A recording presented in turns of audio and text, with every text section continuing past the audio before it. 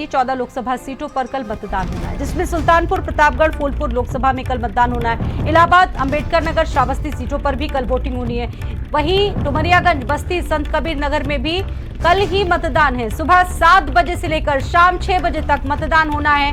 लालगंज, आजमगढ़ लोकसभा में भी कल वोटिंग होनी है। इसके अलावा जौनपुर, मछली शहर, भदोही सीट पर भी कल ही मतदान होना है। ऐसे में मतदान केंद्रों पर पोलिंग पार्टियां मौजूद हैं। सुरक्षा के भी पुख्ता इंतजाम किए गए। सुरक्षा के मद्देनजर पोलिंग बूथों पर पुलिस फोर्स को डिप्लॉय किया गया है। तो इन 14 सीटों पर कल मतदान होना है, जिसको लेकर तमाम व्यवस्थाएं पूरी कर ली गई हैं।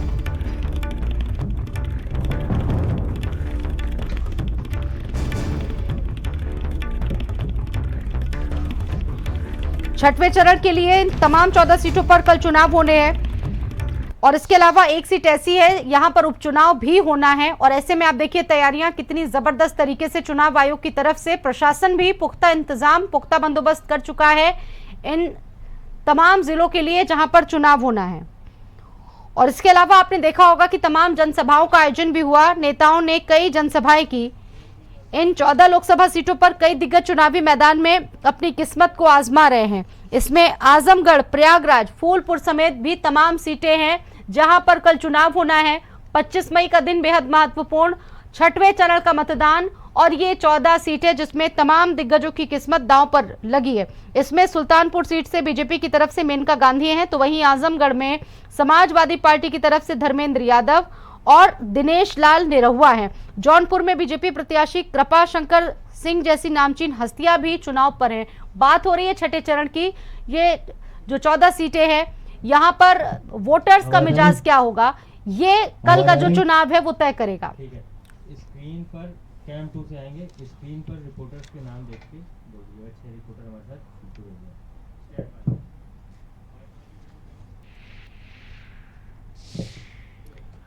तो छठा चरण है, रणभूमि तैयार हो चुकी है और ग्राउंड से हमारे साथ इस वक्त हमारे तमाम सहयोगी जुड़ चुके हैं जो आपको चुनावी अपडेट लगातार बताते रहेंगे। मेरे साथ रोहित मौजूद है, मेरे साथ सिमाब नकवी मौजूद है और मेरे साथ मेरे सहयोगी संदीप खेर मौजूद है। इसके अलावा धीरेन्द्र द्विवेदी भी मौजूद हैं और अनुज सिंह भी मेरे साथ मौजूद हैं। आप सभी से बात करेंगे। शुरुआत में जौनपुर से ही करूंगी। रोहित, वहां से क्या चुनावी अपडेट है? आज तो पोलिंग पार्टियों की रवानगी भी हो गई होगी, वहां को लेकर क्या इस वक्त अपडेट है?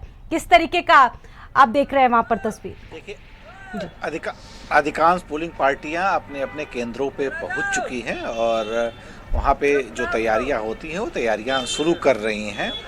और सबसे बड़ा अपडेट फिलहाल तो यही कहा जाएगा कि कल चुनाव प्रचार बंद होने के बाद से तमाम जो लोग लड़ रहे हैं, चाहे निर्दल ही क्यों न हो, ये देखने को मिला कि सभी लोग व्यक्तिगत डोर टू डोर जाके अपनी कैंपेनिंग शुरू कर चुके हैं और लगातार कर रहे हैं, उनके समर्थक कर रहे हैं। धनंजय सिंह के समर्थक भी मोर्चा संभाले हुए हैं कहीं न कहीं भारतीय जनता पार्टी के समर्थन में। तो मुख्य लड़ाई की यदि हम बात करें तो यहाँ भारतीय जनता पार्टी और गठबंधन प्रत्याशी यानी सपा के सिंबल पे चुनाव लड़ रहे बाबू सिंह कुशवाहा के बीच में है। देखिए, जब धनंजय सिंह ने अपनी पत्नी शिकरा का जब पर्चा वापस लिया था तब ये कहा जा रहा था कि लड़ाई अब एक तरफा हो चला है, क्योंकि धनंजय के समर्थक जो हैं अब आ जाएंगे, या धनंजय का जो वोट बैंक है वो भारतीय जनता पार्टी का ही एक स्वाभाविक वोट बैंक है। लेकिन तमाम चीज़ें बदली है। धनंजय सिंह के इस रुख का उनके ही लोग अब समर्थन नहीं कर रहे हैं। कहीं न कहीं उनके अंदर एक आक्रोश है। आक्रोश इस बात का है कि धनंजय सिंह ने टिकट लौटाया नहीं, बल्कि जबरी उन पे प्रेशर बन के ये सब सारी चीज़ें ऐसी कर दिया गया है कि पहले तो वो चुनाव लड़ने योग्य नहीं रहे, उसके बाद उनकी पत्नी को जबरन एक प्रकार से टिकट वापस करने पे, विड्रॉ करने पे मजबूर कर दिया जाए। तो ऐसे में वो कहीं न कहीं भारतीय जनता पार्टी को दोषी पाते हैं और भारतीय जनता पार्टी के अगेंस्ट ही वो जा रहे हैं, वो जाति चाहे किसी के भी हों। तो ये कुछ इनका कुछ वोट बैंक तो धनंजय सिंह का जो भाजपा की तरफ का स्वाभाविक वोटर है वो नाराज है। दूसरी तरफ यदि हम समाजवादी पार्टी की यदि हम बात करें तो मुस्लिम यादव जो कि इनका एक आधार होता था, और ऐसे उसके अलावा आप प्रत्याशी की बात करें तो कुशवाहा, साक, सैनी, ये सब जब वोट बैंक बन जा रहा है तो यदि पेपर पे कैलकुलेट करके देखें, अब देखिए कैलकुलेशन इसलिए करना है कि देखिए विकास की बातें जो है वो हवाई होती हैं, एक प्रकार से जुमला होती हैं। जब वोट पड़ता है तो राजनीति में सबसे प्रमुख जो चीज़ देती जाती है कि जाति गुणागणित क्या होता है, तो उस आधार पे कहीं से भी समाजवादी पार्टी देखिए पीछे नहीं है जाति आधार पे। अब भारतीय जनता पार्टी का है, राजपूत प्रत्याशी है, राजपूतों का भी गढ़ माना जाता है। उसके अलावा भाजपा का अपना कैडर है, ब्राह्मण है, बनिया है, ये एक स्वाभाविक वोटर हैं। लेकिन सबसे बड़ा रोल देखिए इसमें 5 किलो राशन का होगा, यानी पिछड़ी समुदाय के जो SC ST के जो मतदाता हैं, जो आम आदमी है, वो सबसे ज्यादा जो होता है प्रभावित होता है। तो उनको अपने पाले में भारतीय वर्ग का रुख क्या होगा ये कल तय कर देगी जौनपुर और मछली शहर की सीट। और आपने जिस तरीके से जो आपका आंकलन है, जो आपका विश्लेषण आपने बताया कि ये कहीं ना कहीं फंसी हुई है ये दोनों सीटें बीजेपी के लिए। फिलहाल क्या कमाल कर पाती है बीजेपी देखना होगा, और धनंजय सिंह का फैक्टर कितना काम आएगा, ये सारी चीजें हैं देखने वाली। अभी इस पर आगे भी बातचीत होगी। सीमाब भी मेरे साथ जुड़े हुए हैं और अन्य लोग भी मौजूद हैं। सीमाब, आजमगढ़ को लेकर क्या अपडेट है, वहां का चुनावी मौसम क्या है?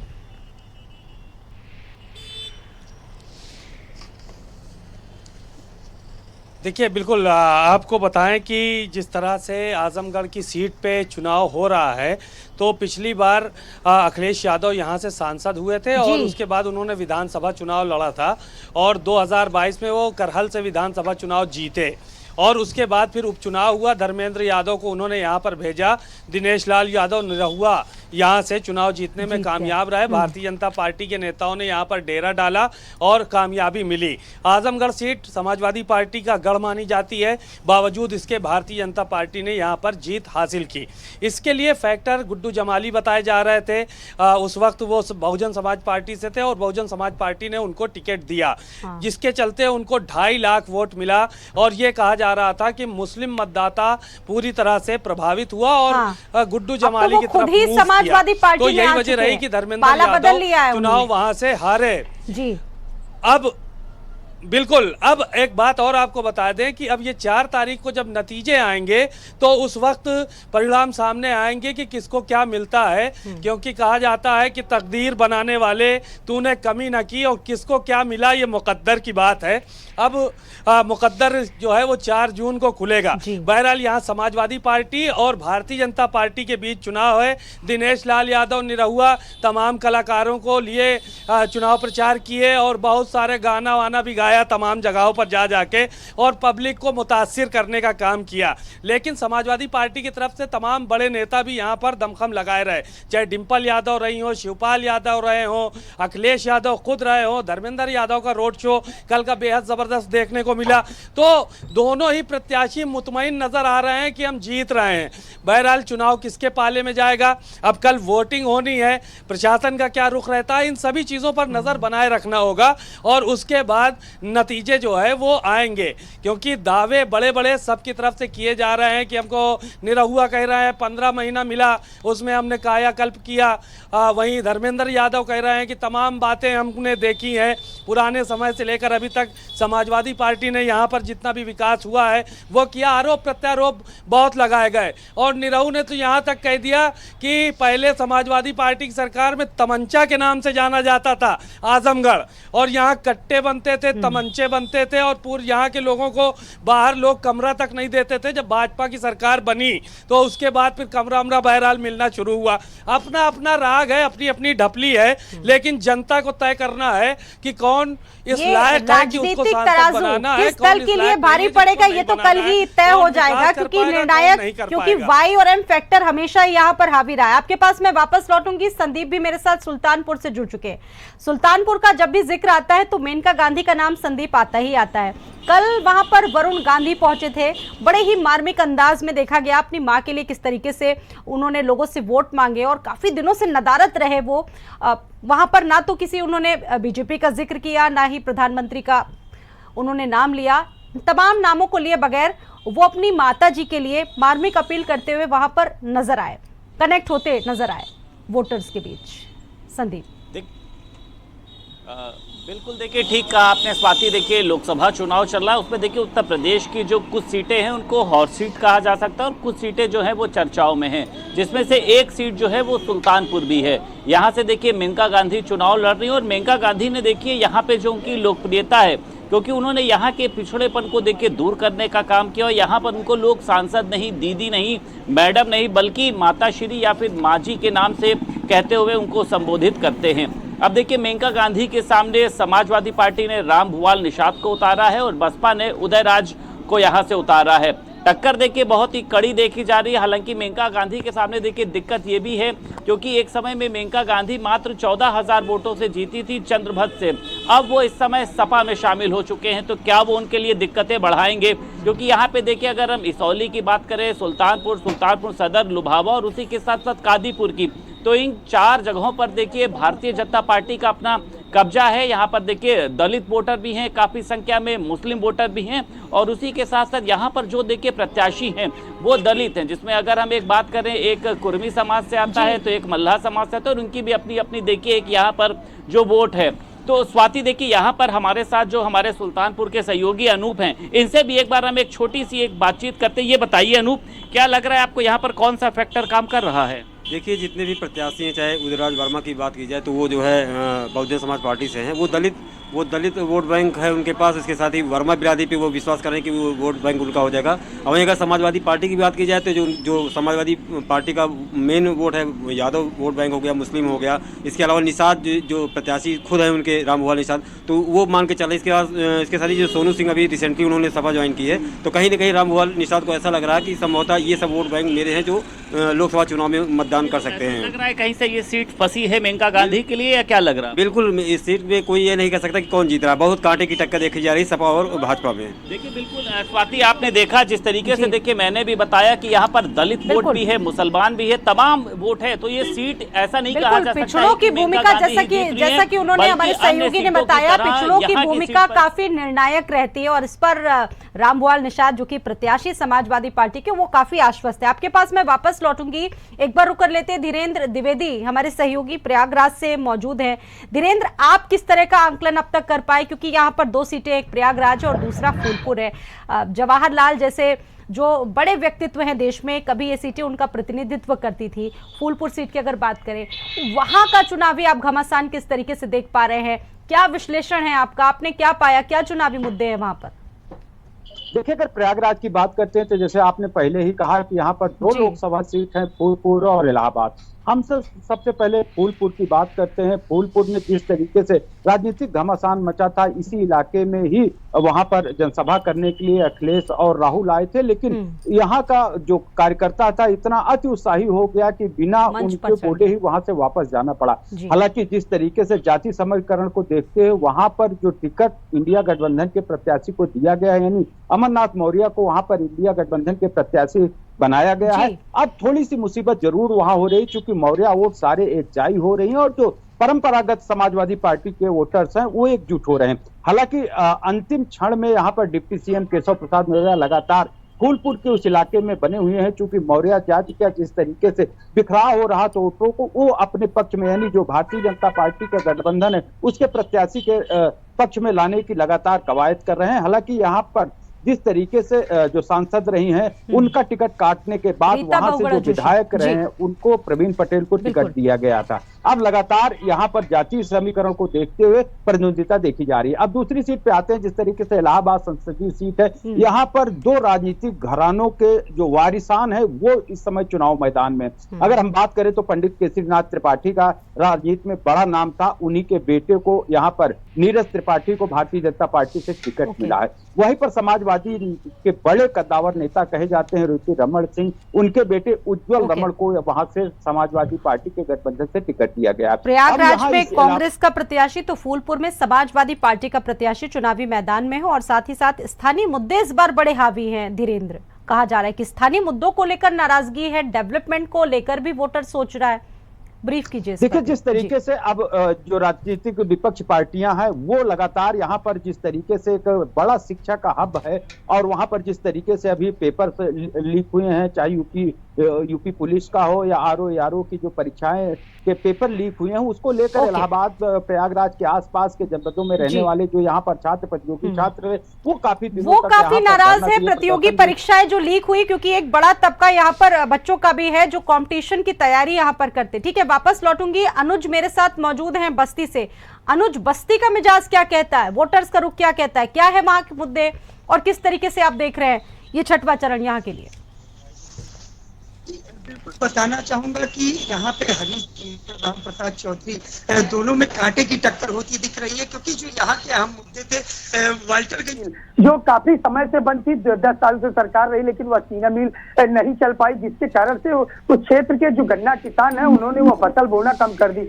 कहीं ना कहीं आपको बता दें कि यहाँ जो जातीय समीकरण है, जातीय समीकरण में यह आकलन किया जाता है कि जो कुर्मी है और जो ब्राह्मण है उनकी संख्या लगभग बराबर है, और उसके साथ जो क्षत्रिय है वो लगभग 1.5 लाख के करीब है, और जो पिछड़ी जातियां हैं वह काफी मात्रा रखती हैं, क्योंकि वो बसपा का वोट बैंक कहा जाता था। लेकिन पूर्व में नंदू चौधरी विधायक रहे, उसके पहले जो अरविंद चौधरी विधायक रहे वह बसपा से रहे, लेकिन लगातार 2 बार से 2014, 2017 में तो 2019 में हरीश द्विवेदी का दबदबा यहाँ पे कायम रहा, भाजपा यहाँ लगातार जीतती रही। लेकिन तीसरी बार कहीं ना कहीं जनता का जो रुझान है, कहीं ना कहीं वह चीजें निकल के जो सामने आ रही है, जो विकास जो चलिए ठीक है, आपके पास अनुज मैं वापस आऊंगी, थोड़ा क्लियर नहीं आ पा रही है आपकी आवाज। हमारे सहयोगी सीमाब भी जुड़े हैं। सीमाब, आजमगढ़ की अगर बात करें तो 2022 पर यहाँ पर अखिलेश यादव ने एक अच्छी खासी जीत हासिल की थी, लेकिन उसके बाद जब बाई इलेक्शन हुए तो देखा गया कि समाजवादी पार्टी के लिए अनुभव अच्छा नहीं रहा, एक्सपीरियंस अच्छा नहीं रहा।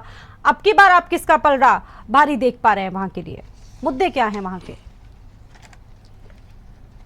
देखिए, जो सबसे बड़ा फैक्टर रहा वो गुड्डू जमाली रहे। मायावती ने गुड्डू जमाली को टिकट दिया था पिछली बार उपचुनाव में, और गुड्डू जमाली 2.5 लाख वोट पाए थे। समाजवादी पार्टी के जितने भी नेता हैं, समीक्षक हैं, पदाधिकारी हैं, सब इसी बात को बाद तक दोहराते रहे कि गुड्डू जमाली शायद चुनाव न लड़ते तो उनके हाथ से ये सीट न जाती। लेकिन गुड्डू जमाली इस बार समाजवादी पार्टी के साथ आकर खड़े हो गए हैं। उनको समाजवादी पार्टी ने MLC भी बनाया है, क्योंकि और समाजवादी पार्टी में शामिल भी कराया। और अब यहाँ पर एक बड़ी चीज़ ये है कि समाजवादी पार्टी के यहाँ पे 10 पे 10 विधायक हैं। यहाँ पर किसी भी पार्टी का दूसरा विधायक नहीं है, यहाँ पर सारे के सारे विधायक समाजवादी पार्टी के हैं। गुड्डू जमाली इससे पहले विधायक रह चुके हैं और वो खासा असर रखते हैं, ख़ास तौर से मुस्लिम समाज जो है वो उसके बीच में खासा असर रखते हैं, और एक बड़ा वोट बैंक आजमगढ़ में मुस्लिम समाज का देखने को मिलता है। अब पूरी जी जान से मेहनत कर रहे हैं गुड्डू जमाली, क्योंकि अखिलेश यादव लगातार अपने साथ उनको हेलीकॉप्टर में लेकर जा रहे हैं, मंचों पर उनको बहुत उचित स्थान दिया जा रहा है, तमाम ऐसी चीज़ें देखने को मिल रही हैं। तो गुड्डू जमाली अब की इस बार कितना कमाल कर पाते हैं, जो वोट उनको पिछली बार मिला था वो ट्रांसफ़र हो पाएगा या नहीं हो पाएगा। इनके जो भी विधायक हैं, चाहे दुर्गा यादव हों या फिर आलम बदी हों, नफीस अहमद हों, ये जितने भी विधायक हैं, 10 के 10 विधायक हैं, ये कितना जो है वो अपने विधानसभा क्षेत्रों में असर डालते हैं, इन सब चीज़ों पर निगाह बनानी पड़ेगी और अपनी अपनी विधानसभाओं को ये किस तरह से जिता पाते हैं। अगर सारे कार्यकर्ता, सारे नेता अपनी विधानसभाओं को जिताने में कामयाब हो गए तो धर्मेंद्र यादव को कोई छू ही नहीं पाएगा, फिर उनका चुनाव क्लियर मान लीजिए, क्योंकि 10 की 10 विधानसभाओं में समाजवादी पार्टी का वोटर है। लेकिन अभी पिछले जो चुनाव में ये देखा गया था कि कुछ मामला गड़बड़ाया और निरहू यहाँ से चुनाव जीते। अब वो उसके पीछे तमाम वजह रही, तमाम नेता यहाँ पर जूझे रहे जब उपचुनाव हुआ अखिलेश यादव के बाद, और निरहू तीसरा चुनाव लड़े हैं, ये तीसरी बार लड़ रहे हैं। एक बार अखिलेश यादव के सामने भी वो चुनाव लड़ चुके हैं, 1.5 लाख वोटों से तकरीबन वो हारे थे, और बीच में उनका 15 महीने का कार्यकाल रहा जब उपचुनाव हुआ, और एक बार फिर से भारतीय जनता पार्टी ने उन्हीं पे दांव लगाया है। तो हमने पहले जैसे जिक्र किया था कि उनके पास नेताओं की, भारतीय जनता पार्टी के नेताओं की जो टीम है वो तो चुनाव प्रचार में लगी रही, मुख्यमंत्री आए, गृह मंत्री आए और तमाम नेता, डिप्टी CM लगातार पहुंचते रहे, और साथ में गाना उन्होंने बहुत गवाया, उनके साथ कलाकार बहुत आए और मंचों से भोजपुरी अंदाज में उनको वोट देने की अपील करते रहे, क्योंकि आजमगढ़ में भोजपुरी का मामला ठीक चल रहा है। वहीं पे धर्मेंद्र यादव के समर्थन में आजमगढ़ में कमल खिलेगा या YM समीकरण हावी रहेगा, ये कल का दिन तय कर लेगा, क्योंकि आजमगढ़ में इस 6वें चरण पर वोटिंग होनी है। और हमारे सहयोगी सीमा वहां से ग्राउंड अपडेट दे रहे थे कि क्या चुनावी मुद्दे हैं और आखिरकार वहां का समीकरण है क्या, जनता का मिजाज इस बार है क्या,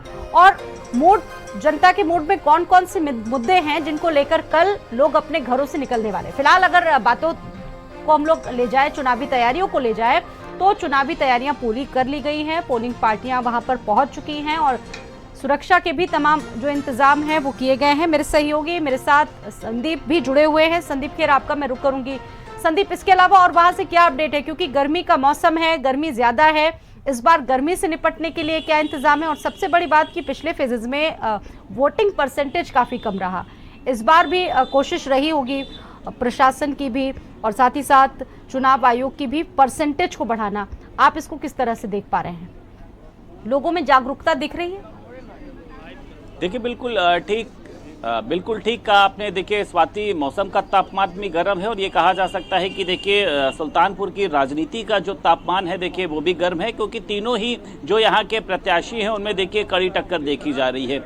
अब अगर हम गर्मी के तापमान की बात करते हैं, क्योंकि इसके पहले देखिए जो 5 चरण पूरे हुए उसमें जो मतदान का प्रतिशत था वो बहुत ही कम दिखाई दिया। अगर हम चाहे वो लखनऊ की बात करें या फिर हम कानपुर की बात करें या फिर हम अन्य जगहों की बात करते हैं, सबसे ज़्यादा जो मतदान का प्रतिशत था वो था लखीमपुर में। तो कल को मतदान के प्रतिशत को बढ़ाने को लेकर भी तमाम तैयारियां, हालांकि चुनाव आयोग देखिए अपनी करता ही है। जो भी मतदान स्थल बनाए गए हैं वहां पर धूप से बचने के लिए चाहे वो टेंट लगाना हो, पानी की व्यवस्था करनी हो, दिव्यांगों के लिए व्हीलचेयर और बुजुर्गों के लिए वहां पर जो है बैठने की व्यवस्था भी की गई है। अब देखिए यहाँ की सीट देखिए बेहद खास है और यहाँ की सीट देखिए रोमांचक भी बहुत है। प्रधानमंत्री नरेंद्र मोदी देखिए तमाम जगहों पर लोकसभा सीट पर पहुंचे, लेकिन वो यहाँ पर देखिए दिखाई नहीं दिए।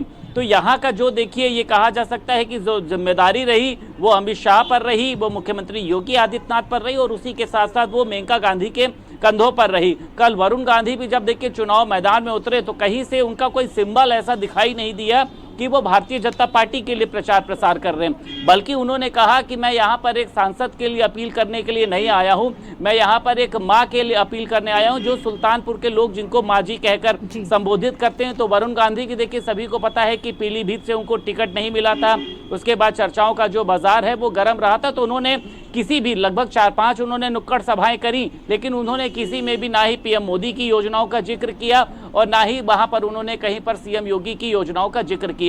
राम भुआल निषाद देखिए बसपा सरकार में मंत्री भी रहे, कौड़ी राम से देखिए 2 बार विधायक भी रह चुके हैं। और पिछली बार की अगर हम बात करते हैं, मेनका गांधी लगभग 14,000 वोटों से 2019 में जीती थी चंद्रभक्त के सामने। अब इस बार वो देखिए चूंकि सपा में शामिल हो चुके हैं, कम है और तो इस बार ये सहयोगियों का नहीं भी कहा रुख जा करना सकता पड़ेगा। है कि संदीप और सहयोगियों का भी रुख करना पड़ेगा। मेरे साथ रोहित भी जुड़े हुए हैं मेरे साथ। रोहित, जौनपुर की आप समीकरण को बता रहे थे, समझा रहे थे, लेकिन अगर इन 14 सीटों की बात करें तो मुकाबला बड़ा टफ दिख रहा है, कॉन्टेस्ट बहुत टफ लग रहा है। अगर आप इन 14 सीटों को देखें पूर्वांचल की, तो ये तमाम पूर्वांचल की सीटें आती हैं और आज का जो अटैकिंग प्लान बीजेपी का सामने आया है तमाम सीटों के लिए, इन दोनों फेजेस के लिए बीजेपी बड़ा ही आक्रामक रुख अख्तियार कर रही है, क्योंकि पिछली बार एक नैरेटिव विपक्ष की तरफ से सेट किया गया। आपको लगता है कि बीजेपी के पास इस नैरेटिव की एक बड़ी काट होगी? रोहित, जल्दी से। देखिए, नैरेटिव जो है वो नैरेटिव हो या कोई भी मुद्दा, सच कहें तो जब जातिवाद का समीकरण आता है सब बेकार हो जाता है और जाति के आधार पे वोट पड़ता है और जाति के आधार पे ही, धर्म के आधार पे देखिए इस बार का भी मतदान होगा और भारतीय जनता पार्टी को हर जगह से बड़ी कड़ी टक्कर मिल रही है। बस उसे एक काम करना है जिस पे संगठन पिछले 3 दिन से लग गया है ग्राउंड स्तर से, कि मतदाताओं को ज़्यादा से ज़्यादा संख्या में निकालना घरों में, क्योंकि अभी तक जो समीक्षा की गई है, जो वोट परसेंटेज कम आए हैं, तो माना ये जा रहा है कि भारतीय जनता पार्टी के ही जो मतदाता हैं वो थोड़ा आराम के मूड में रहते हैं या छुट्टियां मनाने लगते हैं, इस दिन को, बंदी के दिन को वो इंजॉय करते हैं, तो वो नहीं निकलते और निकलते हैं। वोटिंग परसेंटेज बढ़ाना एक कहा जा सकता है एक बड़ी चुनौती है इस चरण में प्रशासन के लिए और चुनाव आयोग के लिए। आपके पास मैं वापस लौटूंगी। अगर वोटिंग परसेंट भाजपा बढ़ा ले गई तो उसके लिए फायदेमंद साबित होगी। ठीक है, रुक कर लेते हैं प्रयागराज से हमारे सहयोगी धीरेन्द्र का। धीरेन्द्र, पिछली बार गर्मी का भी प्रकोप ज्यादा था और गर्मी देखिए लगातार जारी है, बूथों पर किस तरह की व्यवस्थाएं की गई है, ये भी एक अहम सवाल है। देखिए, लगातार जिस तरीके से जिला निर्वाचन आयोग यहाँ पर वोट प्रतिशत को बढ़ाने के लिए लगातार रैलियां निकाल रहा था, लोगों को जागरूक कर रहा था, और उसी तरीके से अब कल जो परीक्षा की घड़ी है वो आ गई है, कल मतदान होगा। हालांकि गर्मी बहुत तेज है, उसको लेकर वहां पर जिस तरीके से व्यवस्थाएं की गई हैं, मॉडर्न बूथ बनाए गए हैं, पिंक बूथ बनाए गए हैं, साथ ही साथ पोलिंग जो बूथ है वहां पर पेयजल ठीक की है। व्यवस्था की गई है। रोहित तो जो जी। तैयारियां हैं वो पूरी कर ली गई हैं। ठीक है, आप कंप्लीट कीजिए सर। हाँ, जो वीरेंद्र जी, आप तैयारियां हैं complete वो कीजिए। पूरी कर ली गई हैं। अब देखने वाली बात ये होगी कि कल जो सबसे बड़ी अहम बात है कि वोटर घरों से निकले और अपने मताधिकार का प्रयोग करें। जिस तरीके से पिछले चुनाव यहाँ पर हुए थे तो वोटिंग जो परसेंटेज थी वो बहुत कम थी। तो जिला निर्वाचन आयोग के सामने एक बड़ी चुनौती है कि वोटरों को घरों से निकालें और वोट प्रतिशत को बढ़ाएं। जो लोग अपने घरों में हैं और मताधिकार का प्रयोग करें। हालांकि लगातार इसका कवायद तो वो जारी किया जा रहा था और लगातार जो सामाजिक संगठन है वो भी आगे आकर लोगों से अपील ठीक कर रही थी। है रोहित आपका मैं रुक करूंगी। रोहित, आप वोटिंग परसेंटेज की बात कर रहे थे। रोहित सिंह जी, वोटिंग परसेंटेज बढ़ाना एक बड़ी चुनौती है, एक बड़ा चैलेंज है जिसका जिक्र अभी हम लोग कर रहे थे जी। देखिए, वोटिंग परसेंटेज डाउन हो रहा है, उसको ध्यान देना है। देखिए, पिछड़े अपना पूरा मतदान करते हैं, खाना पीना बाद में करते हैं, नाश्ता बाद में करते हैं, पहले वोट देते हैं। मुस्लिम पहले से ही सुबह से ही बूथों पे लग जाते हैं। दलित जो हैं सभी और बूथों पे लग जाते हैं। यादव समाज के लोग, कुशवाहा समाज के लोग, उनका टारगेट होता है 12 बजे तक मैक्सिमम वोटिंग कर दें। वोट देने आराम से कौन निकलता है? सामान्य वर्ग के लोग, जो इनको माना जाता है कि वो भारतीय जनता पार्टी के कैडर वोट हैं और ये थोड़ा आराम के मूड में आ जाते हैं। यही सबसे बड़ी चिंता का सबब है भारतीय जनता पार्टी के लिए। तो देखिए, विकास की योजनाओं का प्रचार प्रसार ठीक है, आप करते रहिए, लेकिन सबसे ज़्यादा मेहनत करना पड़ रहा है भारतीय जनता पार्टी को। इस बार मैं वाराणसी, आसपास भदोही, जौनपुर में मैंने देखा कि तमाम इनके जो अनुसांगिक संगठन हैं यहाँ नुक्कड़ सभाएं और बैठक कर रहे हैं सामाजिक संगठनों के साथ। उस पर ये नहीं बताया जा रहा कि सड़क या बिजली या इन सब की बात ही नहीं हो रही है। बात ये कही जा रही है कि लोकतंत्र में आपका अधिकार है, एक जिम्मेवार नागरिक बनिए, रोहित, आपने बिल्कुल सही बात की। और मेरे साथ मेरे सहयोगी वेद प्रकाश पाठक भी जुड़ चुके हैं अम्बेडकर नगर से। जरा वहां का भी जो चुनावी जायजा है वो उनसे जान लेते हैं। वेद प्रकाश, वहां पर किस तरीके की स्थितियां हैं? कल यहाँ पर भी चुनाव होना है, तो वहां पर क्या हालात हैं, वहां के क्या मुद्दे हैं, बता दीजिए। बिल्कुल स्वाति, देखिए कल अम्बेडकर नगर में जो है मतदान होना है। सुबह से मतदान शुरू हो जाएगा। सफल मतदान संपन्न कराने के लिए जो है जिला निर्वाचन अधिकारी यानी प्रशासन उसने पूरी तैयारी कर ली है। आपको बता दें कि इसको लेकर बाकायदे आज जो है पोलिंग पार्टियों को रवाना कर दिया। पोलिंग पार्टियां जो है मतदेय स्थल पर अपने पहुंच गई है। सबसे बड़ी चुनौती है कि मतदान प्रतिशत को बढ़ाना, जिसको लेकर करीब पिछले 1 महीने से अम्बेडकर नगर जिला निर्वाचन अधिकारी तमाम तरीके से जो है प्रचार प्रसार कर रहे हैं। कभी रैली निकाली जा रही है तो कभी किसी नुक्कड़ सभा के जरिए जो है मतदान प्रतिशत बढ़ाने के लिए नुक्कड़ सभाएं की जा रही है। तो ये बड़ा चैलेंज है कि आखिर जो है पिछली बार जो 5 चरण का मतदान जो समाप्त हुआ है उसमें कहीं ना कहीं वोटिंग परसेंटेज जो है वो बेहद कम था। इसको लेकर 2 चरण चुनाव होने हैं, एक 6वां चरण और 7वां चरण। इस पे जो है मतदान प्रतिशत बढ़ाने के लिए जो है कहीं ना कहीं जो है तमाम तरीके प्रचार प्रसार किया गया है और प्रशासन के लिए बड़ी चुनौती है जी। बिल्कुल। और सीमा का एक बार रुक कर लेते हैं। सीमा, अब देखिए वक्त कम है और कल चुनाव होना है, ऐसे में तैयारियां भी अब पूरी कर ली गई होंगी। अब वहां पर इस वक्त क्या कुछ स्थिति वहां पर देखने को मिल रही है? बूथों पर क्या व्यवस्था की गई है गर्मी से निपटने के लिए? देखिए, चुनाव आयोग की गाइडलाइन है कि मतदान ज़्यादा हो और इसको लेकर उन्होंने साफ तौर पर ज़िला अधिकारियों को भी निर्देशित किया गया है कि जहां पर वोट डालने के लिए वोटर जाए वहां शामियाना लगाया जाए, यानी धूप न पड़े, उन पे ठंडे पानी का इंतज़ामात किए जाएं और इसके साथ साथ उसमें जो सुरक्षा की व्यवस्था है वो भी चाक चौबंद की जाए। तो बहरहाल कहने को चुनाव आयोग और जिला अधिकारी के निर्देश पे तमाम होते हैं, आदर्श बूथ बनाए जाते हैं, लेकिन जब दिन में जाओ बूथों पर तो हकीकत कुछ और देखने को मिलती है। फटे शामियाने वहाँ देखने को कई जगह पर मिलते हैं और कई जगह पर धूप में लोग लाइन में लगे खड़े रहते हैं। जिस स्कूल में पेड़ पौधे नहीं हैं तो बदइंतजामी भी देखने को मिलती है। कई जगहों पर जहां आदर्श बूथ बनाए जाते हैं, चलिए कम से कम इतना ना हो कि कल बूथों पर सन्नाटा ना पसरा रहे। गर्मी की वजह से बूथों पर जो व्यवस्थाएं हैं कल क्या देखने को मिलती हैं। और बड़ी बात यह है कि रणभूमि तो तैयार हो चुकी है, रणबांकुरे भी करके लिए पूरी तरह से तैयार है, लेकिन अब कल जो बारी है जनता की है, क्योंकि जनता को चुनाव करना है। आप सभी सहयोगियों का बहुत बहुत धन्यवाद ग्राउंड से जानकारियां देने के लिए। इसी के साथ इस बुलेटिन में इतना ही, लेकिन आप जरूर बने रहिए भारत समाचार के साथ। नमस्कार। आप देख रहे हैं भारत का सर्वश्रेष्ठ